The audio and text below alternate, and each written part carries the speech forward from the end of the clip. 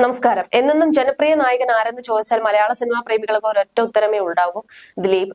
അതിലൊരു സംശയം ആർക്കുമില്ല. മലയാളം വിടാത്ത, മലയാള സിനിമയെ അത്രയ്ക്ക് സ്നേഹിക്കുന്ന, അഭിനയിക്കുന്ന, ഒരു റോളിലും നടിമാരിൽ കിടപ്പ് സീനോ ലിപ് ലോഗോ ചെയ്യാത്ത, പക്ക ഫാമിലിക്കും കുട്ടികൾക്കും വേണ്ടി മാത്രം അഭിനയിച്ച നടൻ. അത് ഈ കേസ് വന്നതുകൊണ്ടല്ല, കഴിഞ്ഞ 35 വർഷമായി അങ്ങനെ തന്നെയായിരുന്നു. ദിലീപിന്റെ ഹിറ്റുകൾ നോക്കുമ്പോൾ ദിലീപിനൊപ്പം നിരവധി കോംബോ കഥാപാത്രങ്ങൾ ഉണ്ടായിട്ടുണ്ട്. ഓരോ സിനിമയ്ക്ക് പിന്നിലും നിരവധി കൂട്ടുകെട്ടുകളുണ്ട്. ഹരിശ്രീ അശോകൻ, കലാഭവൻ മണി എന്നിങ്ങനെ നിരവധി പേർ.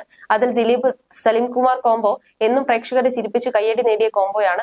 ഒരുമിച്ച് അഭിനയിക്കുമ്പോൾ അപാര ടൈമിംഗ് പെർഫെക്ഷനുമാണ് ദിലീപും സലീം കുമാറും തമ്മിൽ. പാണ്ടിപ്പട, കല്യാണരാമൻ, CID മൂസ എന്നിങ്ങനെ എത്രയോ സിനിമകളിൽ ഇവരുടെ കോംബോ മലയാളികളെ ചിരിപ്പിച്ചിട്ടുണ്ട്. കോമഡി രംഗങ്ങളിൽ ഇരുവരും മത്സരിച്ചാണ് അഭിനയിക്കാറുള്ളതെന്ന് തോന്നിപ്പോകും. കല്യാണരാമനിലെ രാമൻകുട്ടിയും പ്യാരിയും ഒക്കെ അതൊരു ഉദാഹരണമാണ്. മിമിക്രിയിൽ നിന്ന് സിനിമയിലേക്ക് എത്തിയ ദിലീപ് സിനിമയുടെ വിവിധ മേഖലകളിൽ തന്റെ കഴിവ് തെളിയിച്ചിട്ടുണ്ട്. അഭിനയം, മിമിക്രി, നിർമ്മാണം എന്നിവ കൂടാതെ ഗായകൻ എന്ന നിലയിലും ദിലീപിനെ നമുക്കറിയാം. സ്വന്തം കഥാപാത്രത്തിന് തന്നെ വ്യത്യസ്ത ശബ്ദത്തിൽ ദിലീപ് ഡബ് ചെയ്തിട്ടുണ്ട്. എന്നാൽ മറ്റൊരു അഭിനേതാവിന് വേണ്ടി ദിലീപ് ശബ്ദം നൽകിയതായി നിങ്ങൾ കേട്ടിട്ടുണ്ടോ? വളരെ ശ്രദ്ധ വേണ്ടുന്ന ഒരു ജോലിയാണ് ഡബിംഗ്. ലിപ്സിംഗ് പെട്ടുപോകാതെ കഥാപാത്രത്തിന്റെ ഇമോഷൻ ഉൾക്കൊണ്ട് ഡബ് ചെയ്യുക എന്ന് പറയുന്നത് നിസ്സാരമല്ല. മലയാളത്തിലെ നായകൻ നടന്മാരിൽ ചിലരെങ്കിലും തുടക്ക സമയത്ത് ഡബിംഗ് ആർട്ടിസ്റ്റുകളുടെ ശബ്ദം സ്വീകരിച്ചിട്ടുണ്ട്. സിനിമയുടെ വിവിധ മേഖലകളിൽ ദിലീപ് പ്രവർത്തിച്ചിട്ടുണ്ടെങ്കിലും മറ്റു നടന്മാർക്ക് വേണ്ടി ശബ്ദം നൽകിയതായി കേട്ടിട്ടില്ല.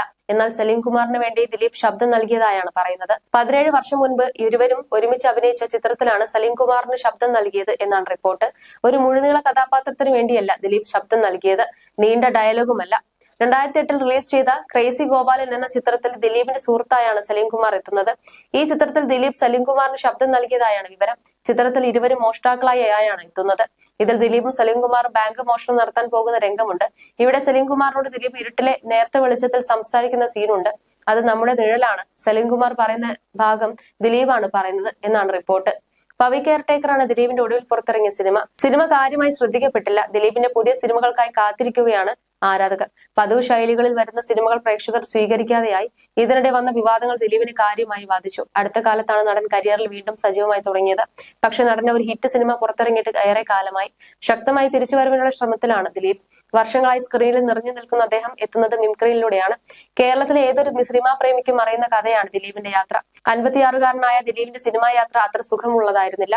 അവസരത്തിന് വേണ്ടി അത്രയും അലഞ്ഞ നടന്മാരിൽ ഒരാൾ കൂടിയാണ് ദിലീപ്. കല്യാണരാമൻ, മീശമാധവൻ, തിളക്കം, CID മൂസ, ഗ്രാമഫോൺ തുടങ്ങിയ ശ്രദ്ധേയ സിനിമകളുടെ ഒരു നിര തന്നെ അക്കാലത്ത് പുറത്തിറങ്ങി. ദിലീപ് ചിത്രങ്ങളിലെ കോമഡി എന്നും പ്രേക്ഷകരെ ചിരിപ്പിക്കുന്നു.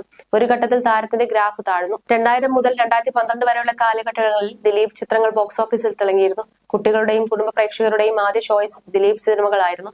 എന്നാൽ മലയാള സിനിമ മാറ്റത്തിന്റെ പാതയിലേക്ക് മാറിയ ശേഷം ദിലീപ് ചിത്രങ്ങൾ പഴയതുപോലെ സ്വീകരിക്കപ്പെട്ടിരുന്നില്ല. ഒടുവിൽ നടി ആക്രമിച്ച കേസിൽ ജയിൽവാസം അനുഭവിച്ച് തിരിച്ചുവന്ന ശേഷം ബോക്സ് ഓഫീസിൽ ദിലീപ് അസ്തമിക്കുന്ന കാഴ്ചയാണ് കാണാൻ സാധിച്ചത്.